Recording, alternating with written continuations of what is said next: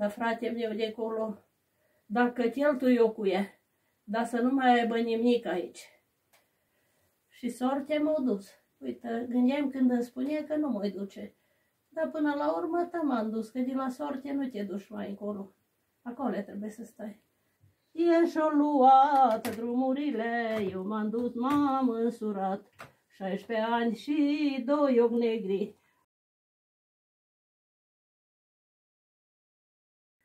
Zice-ți fac, cu 600 cum era atunci banii. Dar zic să mi-l faci mai lat, că poate eu ți-ase și covori.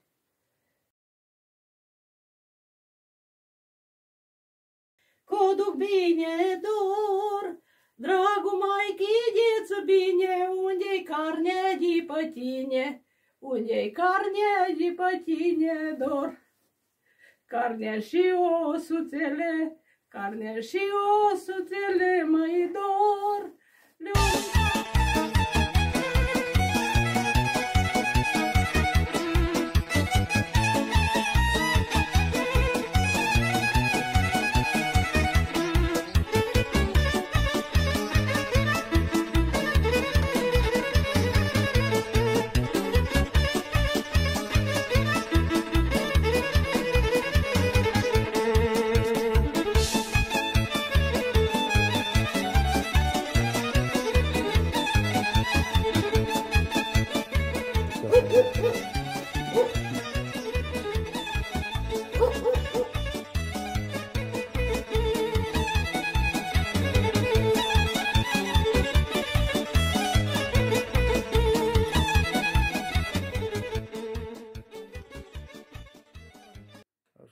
Am tânăr cu speranță și-aveam 20 de ani și-am iubit o copiliță care avea numai 16 ani. Și-am iubit o copiliță care avea numai 16 ani. 16 ani și 2 ochi negri, din nimica ne-am certat. E și-o luat drumurile, eu m-am dus, m-am însurat. E și-o luat drumurile, eu m-am dus, m-am însurat. 16 ani și 2 ochi negri, am văzut-o la un an, într-o piesă de teatru, pe brațe la un capitan. Într-o piesă de teatru, pe brațe la un capitan. 16 ani și 2 ochi negri, am văzut-o la 2 ani, într-un colț de stradă îngustă, 2 de verde o sărutau.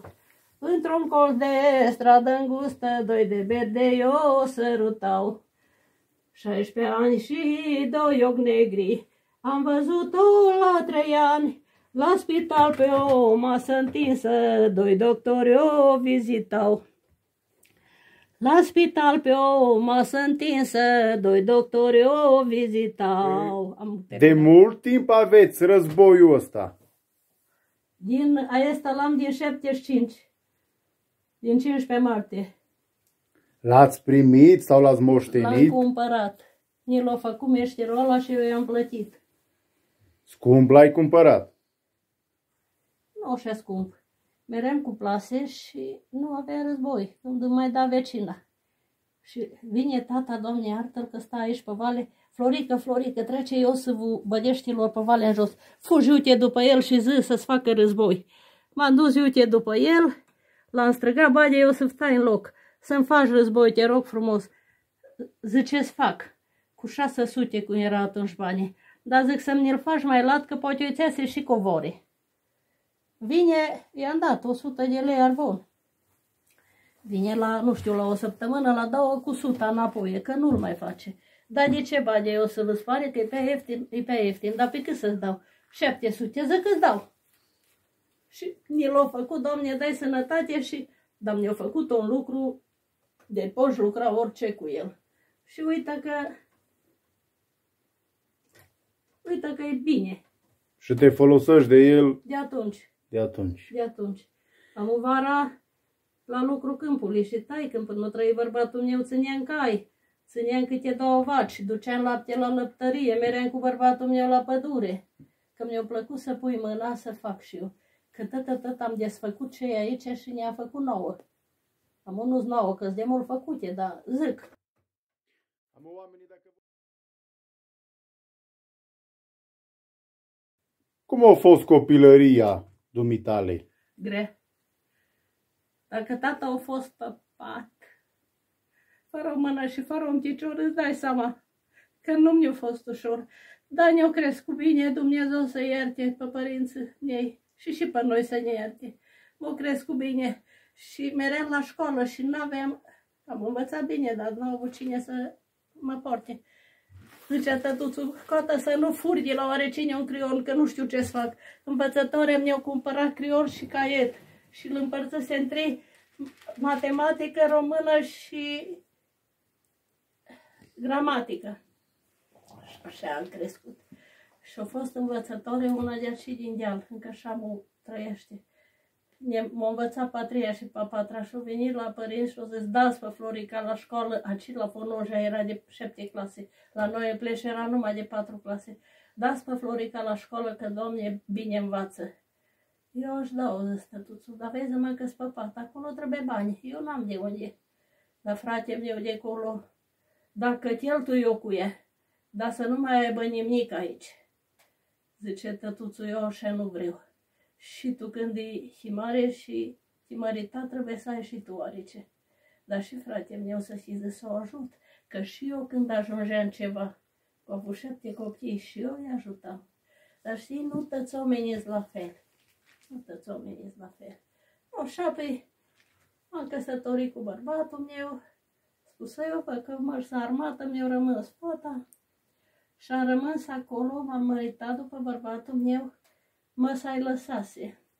S-a măritat după un ficior și socrul meu, săracul, avea 3 ficiori. Pe meu, cel mai mare, mai avea unul Uțu, la Direșala și unul Dragomir, aici, în Fonoja. Nu, zicea tătuțul, tu l-ai dat mie să nu te duci. Că vezi ce zice că tată sau mere iară la lucru. Tu trebuie să rămâi între 4 cu copiii litreanuili. Și apoi veți bate că sunteți toți în minte și o sclav nu poți veni să vă împăc. Și sortea m-a dus. Uite, gândeam când îmi spune că nu mă duce. Dar până la urmă m-am dus, că de la sorte nu te duci mai încolo. Acolo trebuie să stai.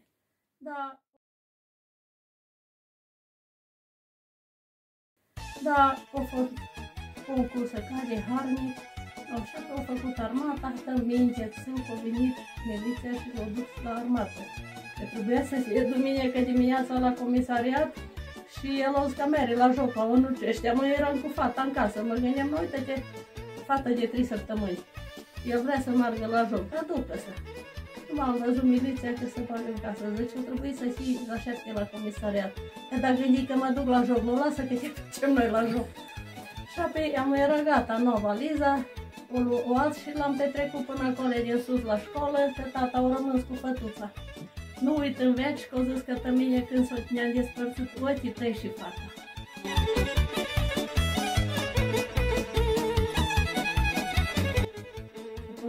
Așa ți-o zis. Așa mi-au zis. Dar când au venit el, o an și 4 luni au făcut, era fătuța mărișoară, umbla, o luat în brațe, o prins și apoi mai stat acolo cu socrii încă un an. Singurică-s la părinți mă-i dor, părinții având avere, m-au crescut de mângâiere, m-au crescut de mângâiere dor. M-au crescut și m-au înzestrat, m-au crescut și m-au înzestrat, mă-i dor. Și m-au scos la măritat, și m-au scos la măritat, m-au cerut ficiuri din sat, mă-i dor. Și măicuța nu m-a dat, și măicuța nu m-a dat, mă-i dor. Că-o zis că nu-i liberat, că-o zis că nu-i liberat. Și-o venit altul din lume, și-o venit altul din lume dor. De verdeu și bun de glumbe, de verdeu și bun de glumbe. Două vorbe mi-au vorbit, două vorbe mi-au vorbit, mă-i dor. Mama m-a și logodit, mama m-a și logodit, și m-a dat a 7 sate dor. și modata 7 sate, cu căruțele încărcate, dor. La 1 an și 2 zile o veni Maica la mine. O venit Maica la mine, dor. De la portă m-a întrebat, de la portă m-a întrebat, măi dor, cum duși fi când altul sat, cum duși fi când altul sat, de năcaz și de rușine, dor. De năcaz și de rușine, spusă-i Maichi, că o duc bine, dor. Dragul Maichi, de-ți bine, unde-i carnea de pe tine, unde-i carnea de pe tine, dor. Carnea și osuțele, carnea și osuțele, măi dor. Le-o mâncat dușmancele, le-o mâncat dușmancele, dușmancile satului, măi dor. Dușmancile satului, mândrile bărbatului, măi dor. Dragul Maichi de așa, eu te-o duce de aici, eu te-o duce de aici, măi dor. Maică de vrei să mă ai, maică de vrei să mă ai, măi dor. Pune la car 4 cai, pune la car 4 cai, 4 cai și 4 boi, măi dor. 4 cai și 4 boi, și-ndu hainile înapoi, măi dor. 4 cai și 4 boi, și-ndu hainile înapoi, și-ndu hainile înapoi, măi dor. Așa pe s-o, aci au fost niște căs vechi, au fost niște pocăiți și le-au vândut. Și am avut un unchi din partea socrului, partea lui Leorenț, unchiul lui Leorenț. Și ala a venit noaptea și a târguit de aici, că vrea să cumpere un vecin pentru o frate să... Am Leorenț era armată, eu bani n-avea. S-a dus noaptea la un șofăr al lui, la Onucești și ala era miner. Și-a luat 2 milioane împrumut să facă târgu atunci noaptea cu Petrele Avram, să nu cumpere alții statul. O venit și-a făcut târgu, nici n-au știut.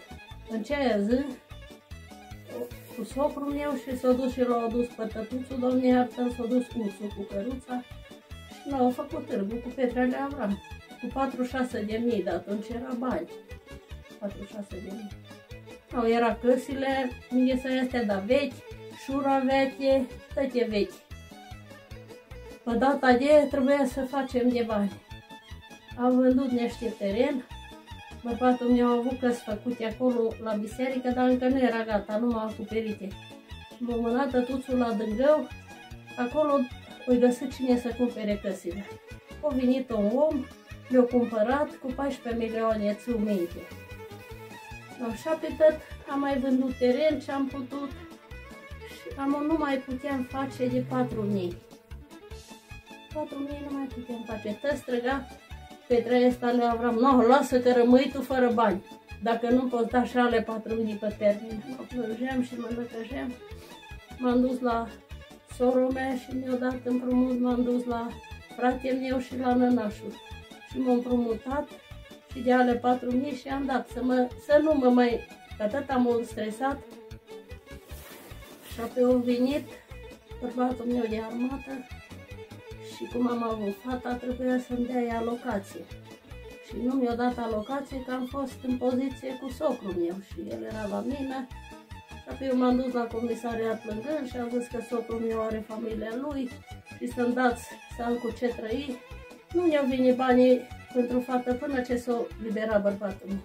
Și atunci au venit 2 milioane. Ce bine i-a părut, i-o luat și i-o dat la unchiul să-i ducă, să-i dea acolo unde au fost datori. Așa pe a fost harnic, avea tata o iapă faină neagră și tămerea cu iapa la pădure și făcea câte o 2 bani. N-am dus viață grea cu el. L-a luat Dumnezeu de 14 ani și jumătate, dar mi-au rămas copii buni. Mulți ani la Dumnezeu. Avere de asta să dea Dumnezeu la toată lumea.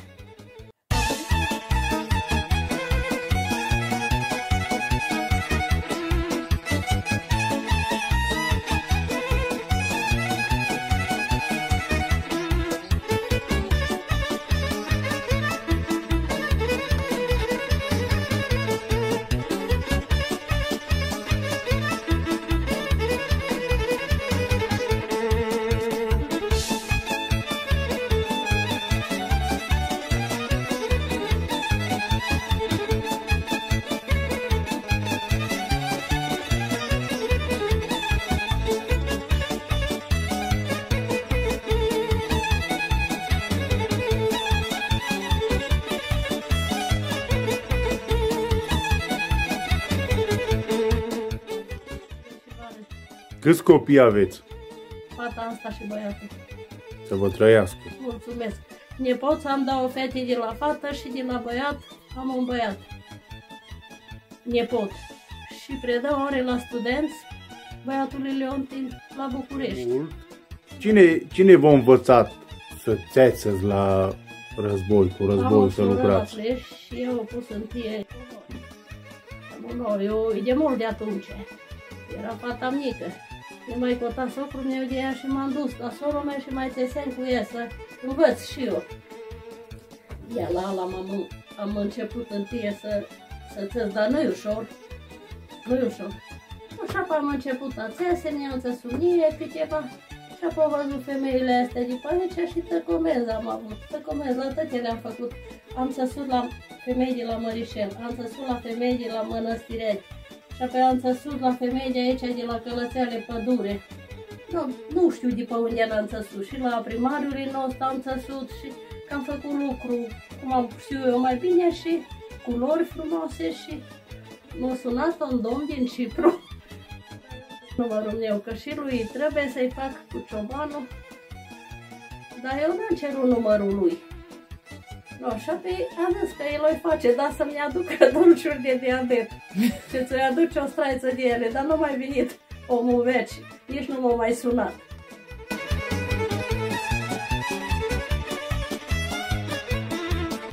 Poate de aia nu a venit, deci am zis că-mi aducă dulciuri. Acum, dumneata, cum mai descrie viața de atunci de când erai la mama, fata acasă și viața care o trăim noi acum astăzi? Care trăim noi astăzi e mai bine. E mai bine, dar ar trebui să tac să nu vorbesc de după Ceaușescu eu și-am împărnit. Că un om sărac, dacă au avut mulți copii, eu putut purta la școală, că Ceaușescu le-a creat condiții.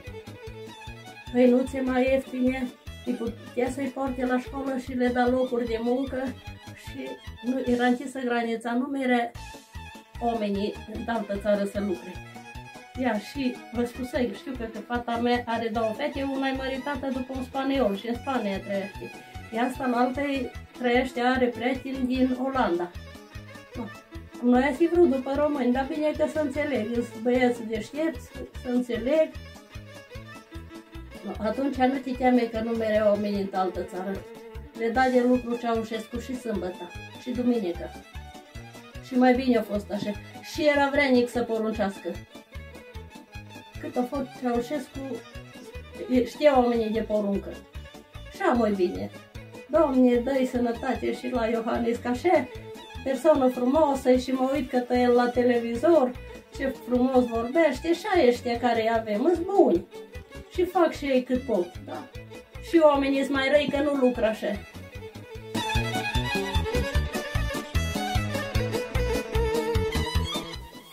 Și amu, când stai aici ziua și mai țezi la război, te mai gândești și îți mai aduci aminte de obiceiurile și tradițiile pe când erai dumneata fată la mama acasă? Mi-aduc de aminte. Cum era la șezătoare, mă lăsa tătuțul, Doamne iartă, și măicuța, că aveam o verișoară, ea era fată mai picioară, eu eram mai mică și vinea la tătuțul că lasă pe Florica cu mine la șezătoare, că era groază singură. Și apoi mă duceam cu ea. No, și apoi vedeam ce era acolo. Era ficiorii, sta acolo, atunci torcea fetile. Torcea, știi ce zic? Da, torcea. Și apoi ficiorii să țăpa și lua fusile de la fete și după aceea să ducea într-un colț și nu îi da fusul până nu-i da o gură. Apropo de ce atunci piciorii? Era, ce să zic, era flobdii. No.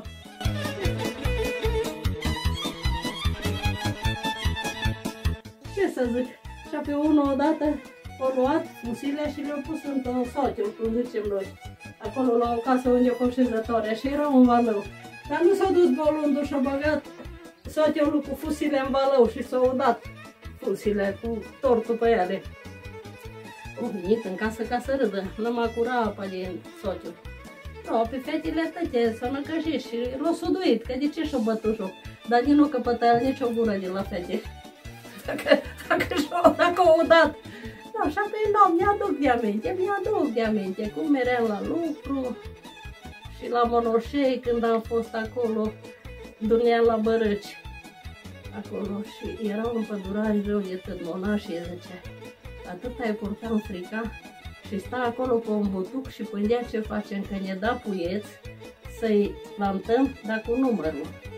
Amo ce făcea care era mai mare, că eu eram mai mică, eram la pus după ei. Mai făcea câte o gropă acolo într-o margine de cuib și băga câte 2-3 boturi acolo, ca și cum le-ar fi sămânat. Și apoi au văzut monașul odată de acolo de pe un butuc. Ia, și apoi au venit, bată-vă Maica lui Dumnezeu, dar ce făcurăți? Și apoi i-au făcut să le scoată de acolo și apoi numai un tine i-au bătut. Așa o sfădit pe ei. Dar eu așa mă temeam de monaș, mă, cu mine nu au avut treabă, că eram un copil, ce să zic. Da. O plăti și pe mine așa ca și la ceea l-a pus, nu ca și la ceaglă. Și apoi meream pe jos până în Beleș, din Pleș. În Beleș, duminica, ne da magazin. De la acolo, de la Sam. Ne luam magazinul, ce ne trebuia mâncare pe săptămâna aia. Și ne scria pe un tabel. Și era căruța ocolului care ne ducea și cine vrea să meargă cu căruța. Eu meream cu căruța, că nu aveam bani să merg la joc. Că eram mai mică. Și apoi ne ducea cu căruța până la Monoșei și magazinul cu noi. No, și apoi până în Beleș meream pe jos. Când ne aducea înapoi, ne mai aducea și cu căruța, dar nu prea. Vineam pe jos, dar mult de acolo. Și era un om mai prost, cum să zic, cum coborăm de la Monoșei în drumul principal. Ciucea Matru și zicea. Și apoi pruncit băiețul care era înaintea noastră, da cu pietre pe casa lui Ciucea Matru. Ieșea Ciucea nervos. Ei fugea. Noi fetele nu puteam fugi ca ei. Ieșea Ciucea Matru și cu niște buzoce, că era mai urât așa. Așa ne temem, cele fete mari au fugit, eu am rămas. Și m-a prins Ciucea. Și așa am plâns și am zis, lasă-mă că-s mică. Și pe mine mă bătură. Și eu a fost milă de mine și nu mi-a făcut niciun rău. Și apoi cum nu mi-a aduce de viața asta cum a fost. Dar într-o fel nu a fost rea, că am crescut călită. Învățată și cu greu și ușor nu prea fost.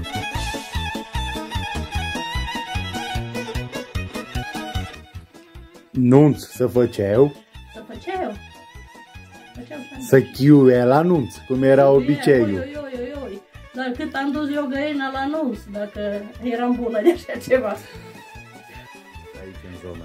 Răduie până s-a fi, la la la la la la, faceți-mi loc ca să viu, la la la la la, să mă duc cu găina, la la la la la, să-i o duc la nănașa, la la la la la. Ba, eu nu și nu și nu, la la la la la, că eu duc la nănașul, la la la la la, să-mi dea 100 de lei, la la la la la, să iau roche și ciurcei, la la la la la. Întindea mâna cu găina, el întindea mâna să iei, lasă găina ea mea, la la la la la, până-i da 100 pe ea, la la la la la, dă-mi 100 nu un ban, la la la la la, să iau roche de tergal, la la la la la. Și apoi găina o plătea, la la la la la, și apoi după aceea eu dam o lua, la la la la la. Frumos, La frumos. joc era în sat, la joc se mergea. Mai eram, meream că duminică, aici la biserică, când meream cu nunta. După ce ieșea popa din biserică și cununa pe miroi, eu și atunci am fost bună de gură. Și apoi descântam și mă mai filma preotul. Odată întâi spunea tata, Mărcu, stă cu filmarea după tine, tu nici nu te uitai că înainte meream. Trandafir cu creanga în jos, ține, Doamne, popa nostru, că-i cunună frumos, la la la la la, popa fătu și diacu, la la la la la, nu pot unul fără altul, la la la la la, și-apoi tăstri împreună, la la la la la, făcu rocul lunii e bună, la la la la la, să trăiască miroi, dar să trăiesc eu.